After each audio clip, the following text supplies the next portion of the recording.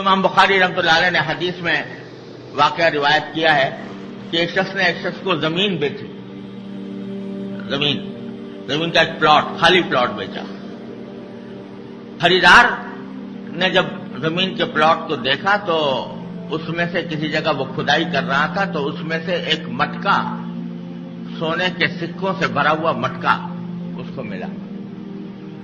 تو وہ سونے کا سکوں سے بھرا ہوا مٹکا لے کر بیچنے والے کے پاس گیا اور اس سے کہا کہ بھائی یہ تمہاری زمین میں یہ سونے کے سکے ملے ہیں اور یہ تمہارے ہیں، میں نے زمین خریدی تھی، میں نے یہ سونا نہیں خریدا تھا، لہٰذا یہ واپس لے لو۔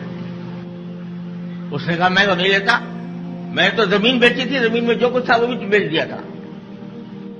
اب وہ کہتا ہے کہ میں نے زمین بیچی تھی اور اس کے ساتھ جو کچھ بھی تھا وہ بھی بیچ دیا تھا، لہذا یہ سونا میرا نہیں ہے تمہارا ہے۔ اور وہ کہتا ہے کہ نہیں، مجھے تو آپ نے زمین بیچی تھی، سونا نہیں بیچا تھا، لہذا آپ رکھو۔ دونوں میں جھگڑا کھڑا ہوا ہے، یعنی الٹا تنازع، الٹا جھگڑا۔ آج کل کے ماحول کے لحاظ سے اگر دیکھا جائے تو الٹا جھگڑا ہوا کہ وہ کہہ رہا ہے کہ سونا لے لو، وہ کہتا ہے میں نہیں لیتا۔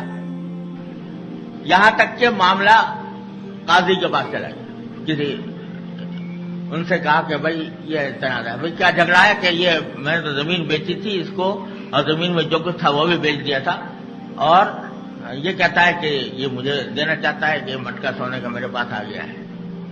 تو آخر میں انہوں نے فیصلہ یہ کیا بھائی تمہارا کوئی لڑکا لڑکی ہے؟ انہوں نے کہا کہ ہاں ایک کا لڑکا تھا ایک کی لڑکی تھی۔ کہا ایسا کرو کہ تم آپس میں لڑکے لڑکے کی نکاح کر دو اور یہ جو سونا ملا ہے یہ ان دونوں کو کے درمیان تقسیم کر دینا۔ تو اس طرح جا کر وہ تنازع رفع۔ یہ واقعہ خود صحیح بخاری کے اندر موجود ہے۔ غرض تجارت کو جب امانت اور دیانت کے ساتھ، سچائی کے ساتھ، اللہ سے ڈرتے ہوئے اختیار کیا جائے تو وہ بذات خود عبادت بن جاتی ہے۔ خود نبی کریم سرور دو عالم صلی اللہ علیہ وسلم نے تجارت فرمائی ہے۔